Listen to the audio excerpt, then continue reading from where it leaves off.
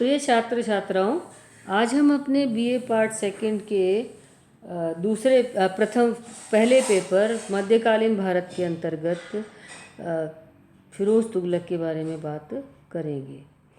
हमने अपने पिछले लेक्चर के अंतर्गत फिरोज़ तुगलक के राजनीतिक उपलब्धियों या उसके सैन्य अभियानों के बारे में बात की थी, जिसमें हमने ये देखा कि फिरोज़ तुगलक कोई बहुत अच्छा सेनापति नहीं था और ना ही उसके द्वारा कोई बहुत महत्वपूर्ण सैन्य अभियान किए गए या उसके सैन्य अभियानों का उसके शासन पर कोई बहुत महत्वपूर्ण प्रभाव पड़ा हो। आगे हम बात करते हैं फिरोज़ तुगलक की धार्मिक नीति के बारे में। फिरोज़ तुगलक धार्मिक रूप से एक कट्टर शासक था। उसने अपने राज्य में हिंदुओं के ऊपर काफ़ी कर लगाए और फिरोज़ तुगलक वह पहला शासक था जिसने कि ब्राह्मणों के ऊपर भी जजिया कर लगा दिया था। फिरोज़ तुगलक की खलीफा के प्रति अत्यंत श्रद्धा थी और मुस्लिम भारत के इतिहास में सर्वप्रथम उसने अपने आप को खलीफा का प्रतिनिधि कहा।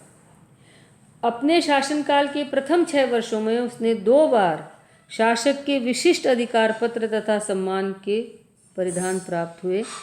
उसके सिक्कों पर उसका अपना नाम खलीफा के नाम के साथ खुदा हुआ था। उसने अपने राज्य के काम अपने धर्म राज्य सिद्धांतों पर चलाने का प्रयास किया, यानी कि उस समय का शासन का संचालन इस्लाम के शरीयत के नियमों के हिसाब से चल रहा था। उसने अपने विभिन्न मतावलंबी प्रजा को मुसलमान बनाने के लिए प्रेरित किया, क्योंकि उसका ये मानना था कि उसे उन सब को अपने धर्म के में परिवर्तित करके ही उसे शांति मिलेगी। उसने ऐसे नियम बनाए जो उसके पूर्वगामी द्वारा अनुसरण की हुई धार्मिक नीतियों से भिन्न थे। फिरोज़ तुगलक एक कमज़ोर शासक था, कोई बहुत ज़्यादा शक्तिशाली शासक नहीं था। और क्योंकि मोहम्मद बिन तुगलक के शासनकाल के अंदर उसके अमीर, उसके सरदार उससे असंतुष्ट हो चुके थे और मोहम्मद बिन तुगलक के शासनकाल के अंतिम समय में बहुत सारे विद्रोह किए गए, इसलिए फिरोज़ तुगलक ने सरदारों व अधिकारियों को शांत करने के लिए पुनः जागीर प्रणाली प्रारंभ की। अलाउद्दीन खिलजी ने इस जागीर व्यवस्था को समाप्त कर दिया था और उसके स्थान पर वेतन और भत्ता देना प्रारंभ कर दिया था। इसलिए उसने उन्हें अधिक वेतन और भत्ते देने के साथ साथ सारे राज्य को उनके जागीर के रूप में बांट दिया। हालांकि इससे प्रकट रूप में सुल्तान की स्थिति मजबूत हुई, किंतु इसके कारण केंद्रीकृत व्यवस्था के स्थान पर विकेंद्रीकृत स्थिति उत्पन्न हुई, जिसने केंद्रीय सरकार के अधिकारों को क्षति पहुंचाई। राजकीय पद उसने वंशानुगत कर दिए। असैनिक ही नहीं बल्कि सैनिक पद भी वंशानुगत कर दिए गए, जिससे भ्रष्टाचार, घूस, रिश्वतखोरी जैसी व्यवस्थाएं पनपी। हालांकि एक प्रशासक के रूप में, एक सेनापति के रूप में फिरोज़ की उपलब्धियां कोई महत्वपूर्ण उपलब्धियां नहीं थीं, किंतु फिरोज़ का शासनकाल बहुत ही शांतिपूर्ण तरीके से बीता और फिरोज़ को हम अधिकांशतः उसके परोपकारी कार्यों और उसकी महत्वपूर्ण कृषि के ऊपर ध्यान दी गई नहरी सिंचाई व्यवस्था और नए नगरों को बसाने के रूप में ज़्यादा जाना जाता है। फिरोज़ तुगलक ने 37 वर्षों तक शासन किया और उसका शासनकाल तुलनात्मक रूप से लोगों के लिए शांति व सुख का काल रहा। उसने जनता पर लगाए गए कई सारे कष्टप्रद व अनुचित करों को समाप्त कर दिया। उसने कुरान के नियमों के अनुसार ही कर निर्धारण किया। कुरान में 4 प्रकार के कर लगाने की अनुमति है। खराज, जो कि खेती की भूमि का 10वां भाग था। ज़कात, जो कि एक मुसलमान को अपनी आय का 40वां भाग दान के रूप में देना होता था। जजिया, गैर मुस्लिम लोगों पर उनकी आमदनी के हिसाब से लगाया जाने वाला कर, और खम्स जो कि लूट के माल और खानों की आय का 5वां भाग था। तो इस तरीके से उसने सिर्फ खराज, ज़कात, जजिया और खम्स जैसे कर जो कि कुरान के द्वारा अनुमोदित थे वो लगाए। फिरोज पहला मुस्लिम शासक था जिसने जजिया को खराज से पृथक किया और धार्मिक नियमों के विद्वानों से परामर्श कर उसने खेती की उपज के 10% की दर से सिंचाई कर भी लगाया। भू राजस्व के लिए उसने एक अधिकारी ख्वाजा हिसामुद्दीन को नियुक्त किया। कुरान की आज्ञा अनुसार लड़ाई में लूटे हुए माल को राज्य व सैनिकों के बीच विभक्त होना था। राज्य के लूटे हुए माल का राज्य को 5वां भाग मिलना था और बाकी 80% सैनिकों को दिया जाता था। व्यापारियों को भी अव्यवस्थित और कष्टप्रद कर देने वाले करों से मुक्त किया गया, जिनसे देश के एक भाग से दूसरे भाग में माल के निर्विघ्न आवागमन की बाधा समाप्त हो गई। और राज्य के अधिकारियों को कड़ी चेतावनी दी गई कि वे निश्चित रकम के अतिरिक्त कुछ भी नहीं मांगे। अनुचित रूप से रुपए ऐंठने के लिए उन्हें दंडित किया जाएगा। व्यापार एवं कृषि के लिए इन कार्यों का परिणाम अत्यंत लाभदायक सिद्ध हुआ।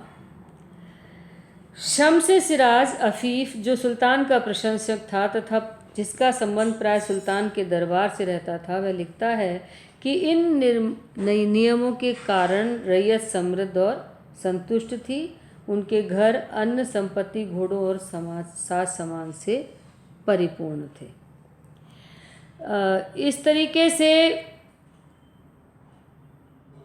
फिरोज तुगलक के द्वारा किए गए जो आर्थिक प्रयास थे, उन प्रयासों से शासन की आर्थिक स्थिति मजबूत हुई।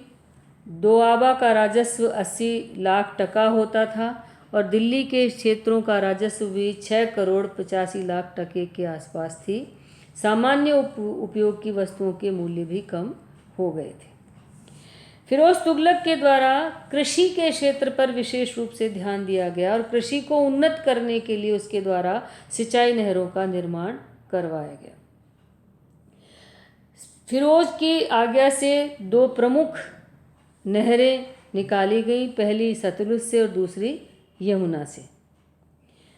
यहया जिसे सरहिंद का निवासी होने के कारण नहर प्रणाली का अधिक ज्ञान था, उसने राज्यकाल में निर्मित 4 नहरों के विषय में लिखा है।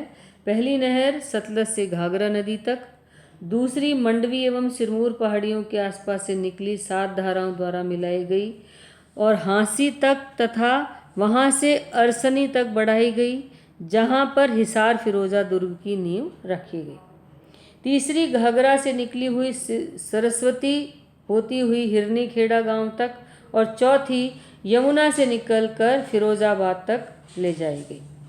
फिरोज ने नहरों के अधीक्षण तथा विशेष रूप से वर्षा ऋतु में उनकी जांच करने तथा उनके विषय में सूचना देने के लिए कुशल अभियंताओं की नियुक्ति की गई। उसका दूसरा कदम था बंजर भूमि को पुनः प्राप्त करना, जिसके प्राप्त आमदनी को धार्मिक व शैक्षणिक कार्यों में व्यय किया जाता था। फिरोज के निर्माण ये जो नहरों का जो जाल बिछाया गया, उससे सिंचित कृषि के कारण कृषि की उपज में वृद्धि हुई। अभी तक ये क्षेत्र वर्षा जल की सिंचाई पर ही निर्भर करते थे और उपजाऊ भूमि होने के कारण जब यहाँ पर नहरों का जाल बिछ गया और नहरों के काल से वर्ष पर्यंत इस भूमि को सिंचित किया जाने लगा, तो उपज के अंदर विशेष रूप से वृद्धि हुई। फिरोज के निर्माण एवं उद्यान संबंधी कार्यों से अप्रत्यक्ष रूप से जनसाधारण को लाभ हुआ। उसके द्वारा नए नगरों का निर्माण किया गया, प्राचीन नगरों का पुनः नामकरण किया गया। वो स्वयं कहता था, उन अनेक दानों में जो अल्लाह ने मुझ जैसे मामूली सेवक को प्रदान किए हैं, सार्वजनिक भवनों के निर्माण करने की इच्छा भी थी। इसलिए मैंने अनेक मस्जिदों, मदरसों और मठों का निर्माण किया ताकि विद्वान एवं वृद्ध तथा धर्मात्मा लोग इन भवनों में बैठकर अल्लाह की इबादत कर सकें और दयालु निर्माणकर्ता की अपनी उपासना से सहायता करें।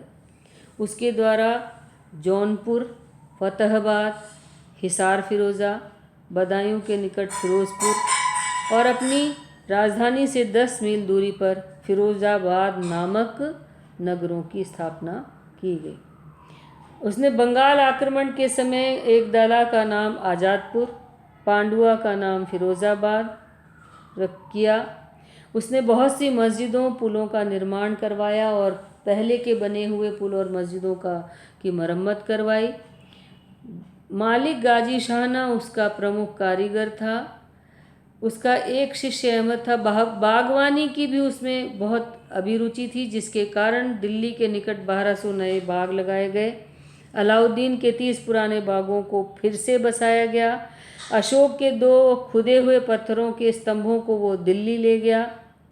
एक को उसने ऊपरी यमुना के तट पर खिजराबाद के निकट और दूसरे को मेरठ के निकट स्थापित किया। उसने दिल्ली स्थित इल्तुतमिश के मदरसे की मरम्मत भी कराई। उसने फिरोज़ाबाद में एक मदरसे का निर्माण कराया और इल्तुतमिश द्वारा निर्मित हौज़े खास की मरम्मत भी उसके द्वारा करवाई गई। फिरोज़ ने नए प्रकार के सिक्के चलाए। उसके राज्यकाल में चलने वाले सिक्के मोहम्मद तुगलक के समय में भी प्रचलित थे। शशगनी 6 जीतलों का एक सिक्का, जिसका संबंध अफीफ ने विशेष रूप से मोहम्मद बिन तुगलक से रखा है। अद्धा और बिख, जो कि आधा और चौथाई जीतल के तांबे और चांदी के मिश्रित सिक्के थे, उसके द्वारा चलाए गए। इन मिश्रित धातुओं के सिक्कों से जनसाधारण को लेन देन में बड़ी सुविधा हुई। सिक्कों के माध्यम से हमें धातु संबंधी ज्ञान के बारे में जानकारी मिलती है। हालांकि टकसालों की कार्यवाही में छल और गबन के कारण इन सिक्कों की उपयोगिता नष्ट हुई।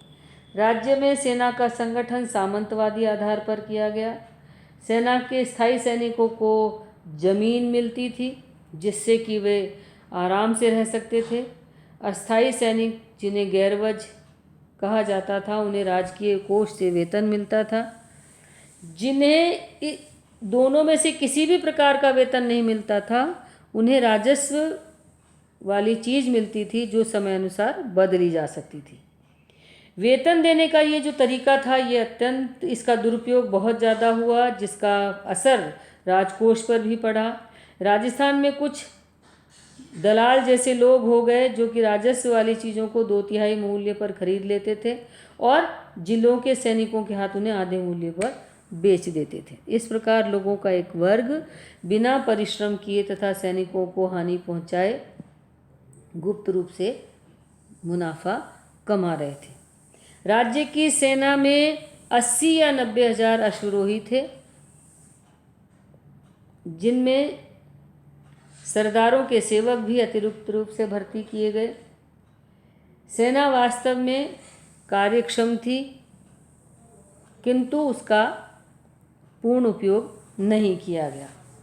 यह भी एक नियम बनाया गया कि यदि कोई सैनिक वृद्ध हो जाता है, लड़ने के योग्य नहीं रहता है, तो उसके स्थान पर उसका पुत्र, दामाद या दास युद्ध में भाग ले सकता है। तो बिना सैनिक योग्यता के वंश परंपरा को प्रारंभ करने से सेना के लिए यह एक बड़ा ही घातक कार्य रहा। फिरोज शाह तुगलक को दास खरीदने का बहुत ही शौक था और उसके लिए उसने एक अलग से विभाग भी बनाया और उसके शासनकाल में बहुत सारे दास थे। दासों की संख्या में अभूतपूर्व प्रगति हुई। राज्य के विभिन्न भागों के जागीरदार सुल्तान को दास भेंट करते थे, जिनके एवज में सरकार को दिए जाने वाले कर में कमी कर दी जाती थी और इस तरह से 1 लाख के करीब दासों की संख्या हो गई, जिसने राजस्व के ऊपर या राजकोष के ऊपर बहुत नुकसान पहुंचाया। फिरोज तुगलक हालांकि दिखावे के विरुद्ध था, फिर भी उसने अपने दरबार में शान शौकत और ऐश्वर्य को बनाए रखा। ईद और शबे रात जैसे त्योहारों पर दरबार को विशेष रूप से सजाया जाता था और इसके लिए अलग से अधिकारी नियुक्त किए गए। सुल्तान के दरबार और घरेलू विभाग के निर्वाह के लिए काफ़ी खर्च किया जाता था। गरीब मुसलमानों के कल्याण के लिए दीवान खैरात नामक विभाग की स्थापना की गई।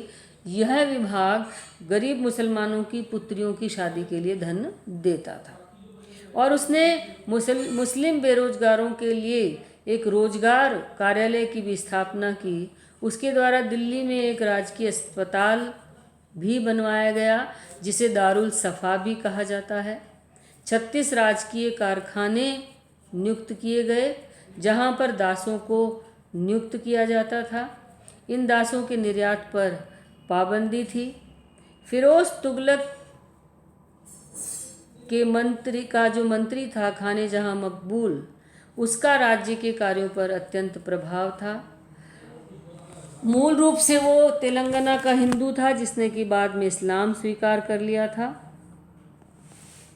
1370 में फिरोज तुगलक की मृत्यु हुई। इस फिरोज तुगलक के बारे में हमें दो प्रकार की टिप्पणियाँ इतिहासकारों के द्वारा मिलती हैं। कुछ इतिहासकार उसके गुणों की प्रशंसा करते हैं कि वह एक दयालु शासक था, न्यायप्रिय शासक था, ईश्वर से डरने वाला था, वह क्रूर नहीं था और ये कहना चाहिए कि उसके अंदर परोपकारिता, स्नेह और मानवीय संवेदना के गुण बहुत ज़्यादा थे। उसके शासनकाल में शांति और समृद्धि बनी रही। हालांकि उसने किसी भी प्रकार का कोई विशेष कार्य नहीं किया, उसके राज्य के अंदर कोई वृद्धि नहीं हुई। उसने ऐसे कोई नवीन प्रवर्तन नहीं किए, ना ही उसने राज्य की उन्नति में कोई विशेष भूमिका अपनाई। उसकी जो विचार शून्यता थी और जो उसकी उदारता थी और जो रियायतें उसके द्वारा सेना, अमीरों, सरदारों को दी गई, उसने आगे चल कर के दिल्ली सल्तनत के पतन की जो भूमिका है या पतन का जो एक महत्वपूर्ण कारण है, वह इन सब चीज़ों के लिए जिम्मेदार रहा।